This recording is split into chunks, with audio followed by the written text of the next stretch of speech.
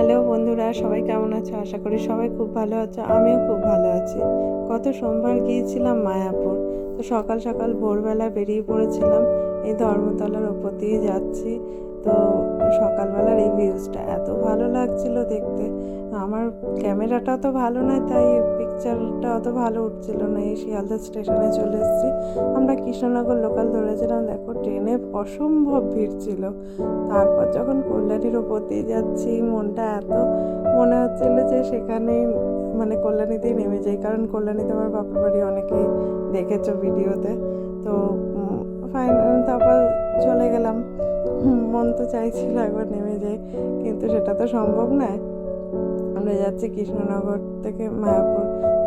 কৃষ্ণনগরে নেমে যখন টোটো করে যাচ্ছি, তো একটা পরিক্রমা যাচ্ছিল। দেখো, রাধা মাধবের সিংহাসনটা এত সুন্দর ফল দিয়ে সাজিয়েছে, কি বলবো, খুব ভাল লাগছিল দেখতে।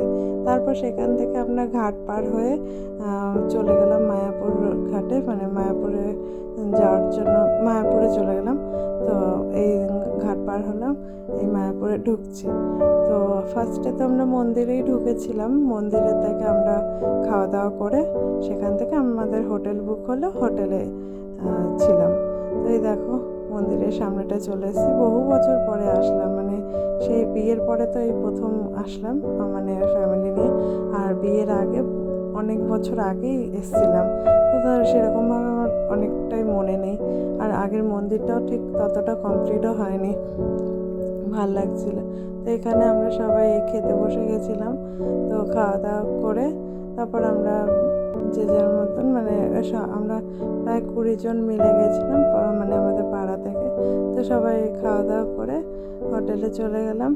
হোটেল থেকে এই খেতে বসেছে, দেখো সবাই। তো আমাদের প্রচণ্ড দেরি হয়ে গেছিলো সেদিন যেতে। তো হোটেল থেকে আমরা সে ফ্রেশ ট্রেশ হয়ে বিকেলে ঘুরতে বেরালাম। এটা আমার একটা ননদ, আমার বড়ই ভিডিওগুলো করছিল, সমস্ত ভিডিওটা।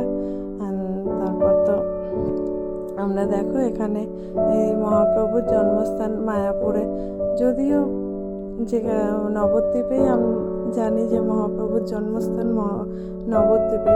তো সেখানে টোটোওয়ালাদের থেকে যা শুনতে পেলাম, বা আমরা বরাবরই এটাই শুনে এসেছি। তো তারপর জানতে পারলাম যে ইসকনের লোকেরাই নাকি মায়াপুরে এই মহাপ্রভুর জন্মস্থানটা তৈরি করেছে। ওরা নতুনভাবে তৈরি করেছে। এখন জানি না কোনটা সত্যি কোনটা মিথ্যা, তবে এটাই জেনে এসেছি যে মহাপ্রভুর জন্মস্থান নবদ্বীপে। তো সেই ভিডিওটাও করেছি, তোমাদের সাথে দেখাবো সেটা পরের ভিডিওতে। তো এই মন্দিরটা আমরা ঘুরে দেখছিলাম, বেশ ভালো লাগছিল মন্দিরটা ঘুরে দেখতে, ভীষণই সুন্দর বানিয়েছে। এই মন্দিরে ঘুরতে ঘুরতে দেখো চলে আসলাম, পুরো মন্দিরটাই ঘুরে দেখলাম, বেশ ভালোই লাগছিল। এই যে ঠাকুর, এই সেই নিম গাছ যেখানে মানে মহাপ্রভুর মা বাবা, মানে সচিমাতা দেবী আর জগন্নাথ মিশ্র, তো দুজনে মহাপ্রভুকে কোলে নিয়ে বসে আছে, বেশ ভালো লাগছিল দেখতে। তোমরা কারা কারা মায়াপুরের এই মহাপ্রভুর জন্মস্থানে এসছো, কমেন্টে অবশ্যই জানিও আর কেমন লেগেছে। আমাদের তো ভীষণ ভালো লাগছিল। এমনিতেই দেখো ঠাকুরের স্থান ভালোই লাগে। তারপর এই জায়গাটা তো ভীষণই সুন্দর বানিয়েছে। আমার বরকে দিয়েছি ভিডিও করতে, সে তো A to Z পুরোটা ভিডিও করছে। তো দেখো, বেশ ভালো লাগছিল দেখতে। তা আমরাও ঘুরে ঘুরে দেখছি। এখানে একটা পুকুর আছে, দেখো এই পুকুরটা অনেক রকম মাছ ছিল, অনেক বড় বড় মাছ। আমি আর আগে এসেছি, এই পুকুরটার কথা আমার বেশ ভালো মনে আছে। এখানটায় দাঁড়িয়ে ফটো তুলছিলাম। তারপর এখান থেকে বেরিয়ে চলে গেলাম। দেখো, আচ্ছা, গৌরকুণ্ড ছিল পুকুরটা, মানে ওখানে নাকি স্নান করতো মহাপ্রভু। তারপর এখান থেকে চলে এলাম বল্লাল সেনের ভিটে।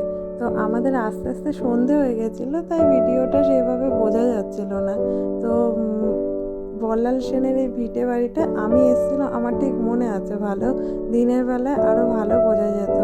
তো এই ভিটে বাড়িটা না মাটির তলায় চলে গেছে। আগে বেশ অনেকটা, আমি এর আগে যখন এসেছিলাম আর একটু উঁচু দেখেছিলাম, মানে সিঁড়ি দিয়ে আমি নিচে নামতে পারছিলাম। এখন দেখলাম সেই জায়গাগুলো মাটিতে ভরাট হয়ে গেছে। তো ভালো করে ঠিক বোঝা যাচ্ছিল না। আমাদেরও এত দেরি হয়ে গেছিলো, প্রায় বন্ধই হয়ে যাচ্ছিলো। আমরা অনেক রিকোয়েস্ট করে সেখানে ঢুকলাম। তো ভালো লাগছিলো, বাট এত টাইম হয়ে গেছিলো, মায়াপুরে গিয়ে আবার সন্ধ্যা আরতিটা দেখতে হবে। সেই কারণে তাড়াহুড়ো করে কোনো রকমে ওখান থেকে দেখে চলে এলাম। তো ভিডিওটা বানাচ্ছে আমার পর পুরো ঘুরে ঘুরে দেখাচ্ছে ঠিকই, কিন্তু সেভাবে তো বোঝাই যাচ্ছে না। তারপরে এখানে চলে এলাম মহাপ্রভুর, শ্রী চৈতন্য মহাপ্রভুর মঠ। হ্যাঁ, এরকমই কিছু একটা লেগেছিল। হ্যাঁ, তো এই মঠটাও ভীষণ সুন্দর বানিয়েছে। সবথেকে ভালো লাগছিলো এখানে যে লাইটিংগুলো করেছে না, তার জন্য মন্দিরটা আরও বেশি ভালো লাগছিলো। এত সুন্দর মন্দিরটা করেছে। এইসব জায়গায় আবার ভিডিও করতে দিচ্ছিল, কিন্তু ইসকনের মেন মন্দির আবার ভেতরে কোনো ভিডিও করতে দেয় না, মানে মন্দিরের ভেতরটায়। এমনি বাইরে দিয়ে সবাই ভিডিও করতে পারে। তো এইসব জায়গাগুলো ভিডিও করতে পারছিলাম বলে দেখাতে পাচ্ছি। দেখুন কি সুন্দর সাজিয়েছে, এত ভালো লাগছিল না ঘুরে দেখতে, সময় কাটাতে ইচ্ছে করছিল। কিন্তু আমাদের ওখানে সন্ধ্যা আরতির টাইম হয়ে যাচ্ছিল, যদিও সন্ধ্যা আরতিটা পুরো দেখতে পারিনি। মায়াপুরে আসলে সন্ধ্যা আরতি না দেখতে পারলে তো মনটা ভালোই লাগে না। তো কোনোভাবে তাড়াহুড়ো করে একবার ঘুরে চলে গেলাম মন্দিরের উদ্দেশ্যে। তো দেখুন মন্দিরটা কি সুন্দর সাজিয়েছে, ভীষণ ভালো লাগছিল। তারপর তো মেয়ে সেই বেরিয়েছি পর থেকে আমার কোলে কোলে ঘুমিয়ে এসছে। তো কোনোভাবে ওই মানে আমার এক মামি শাশুড়ি গেছে, ওনার কোলে দিয়ে আমি একটু রিল্যাক্স হলাম। তারপর এই মন্দিরে চলে এলাম। চলুন আজকের মতন ভিডিওটি এখানেই শেষ করছি। সবাই ভালো থাকবেন, সুস্থ থাকবেন।